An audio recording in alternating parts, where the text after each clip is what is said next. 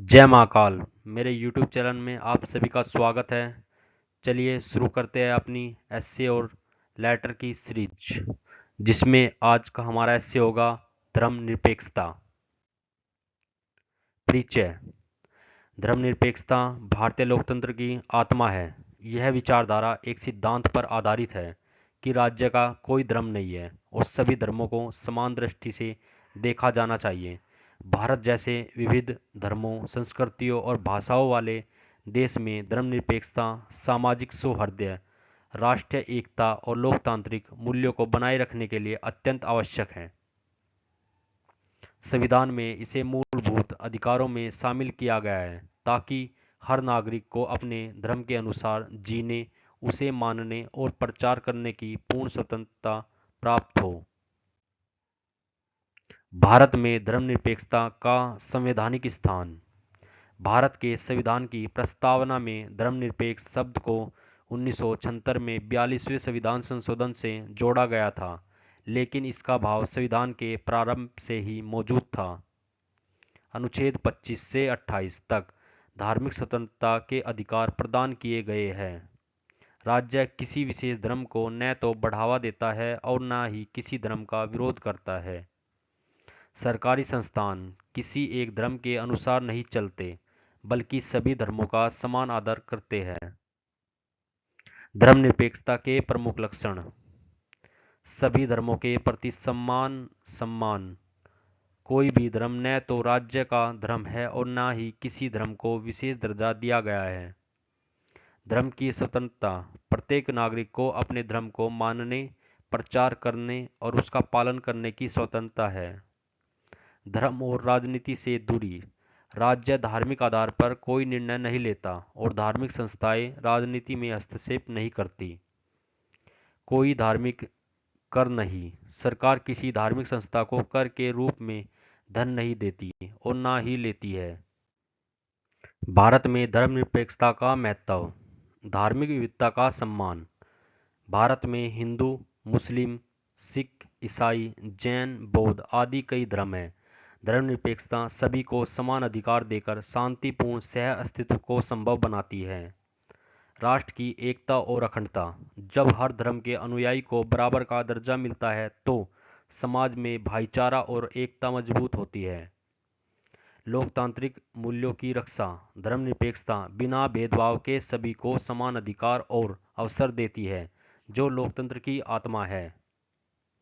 अल्पसंख्यकों की सुरक्षा। यह विचारधारा धार्मिक अल्पसंख्यकों को बहुसंख्यकों के दबाव से सुरक्षा देती है और उन्हें अपने पहचान बनाए रखने का अवसर देती है। धर्मनिरपेक्षता की चुनौतियाँ। धार्मिक कट्टरता और उन्माद। कुछ कट्टरपंथी ताकतें धर्म के नाम पर नफरत फैलाकर सामाजिक सौहार्द को बिगाड़ती है। राजनीति में धर्म का प्रयोग। कई बार राजनीति दल चुनावी लाभ के लिए धर्म का उपयोग करते हैं, जिससे धर्मनिरपेक्षता को चोट पहुंचती है। दंगे और सांप्रदायिकता हिंसा।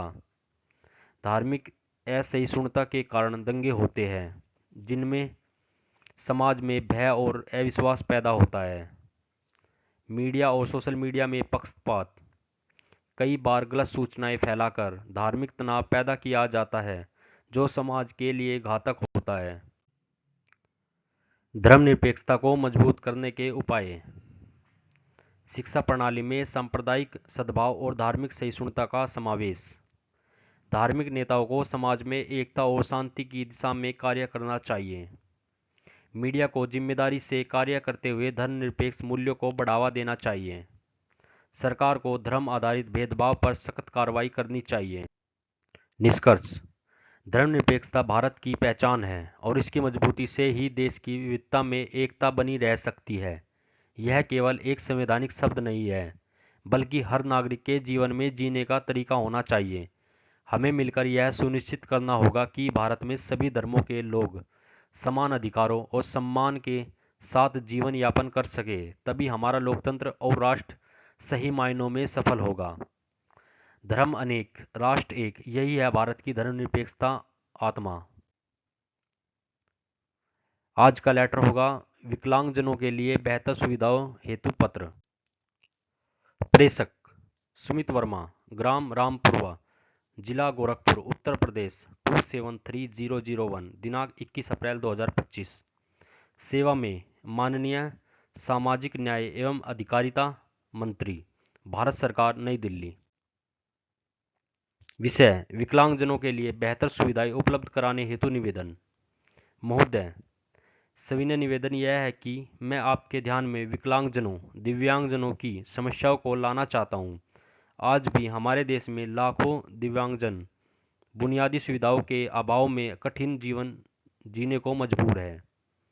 सरकार द्वारा कई योजनाएं चलाई जा रही है, किंतु उनका लाभ सभी जरूरतमंदों तक पूरी तरह नहीं पहुंच पा रहा है। शिक्षा, स्वास्थ्य, आवागमन और सरकारी कार्यालयों तक पहुंच जैसी मूलभूत सुविधाएं अभी भी अधिकांश दिव्यांगजनों की पहुंच से दूर हैं। इस दिशा में सुधार हेतु मेरे कुछ सुझाव निम्नलिखित हैं।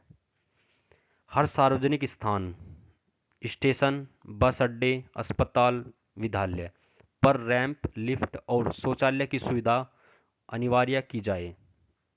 दिव्यांगजनों को सरकारी नौकरियों में आरक्षण के साथ साथ कार्यस्थल पर सहायक सुविधाएं दी जाए। निःशुल्क चिकित्सा उपकरण आदि एवं पुनर्वास सेवाएं बढ़ाई जाए। शिक्षा संस्थानों में विशेष शिक्षक और सहायक सामग्री की उपलब्धता सुनिश्चित की जाए। सामाजिक जागरूकता कार्यक्रमों के माध्यम से समाज में समानता और सम्मान की भावना विकसित की जाए। महोदय, यदि उपरोक्त उपायों को गंभीरता से लागू किया जाए तो यह वर्ग भी सम्मानपूर्वक और आत्मनिर्भर जीवन जी सकेगा। आपसे निवेदन है कि दिव्यांगजनों के जीवन को सरल और सम्मानजनक बनाने हेतु शीघ्र ठोस कदम उठाए जाए। धन्यवाद।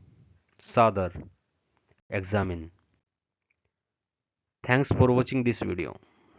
Like, comment, subscribe.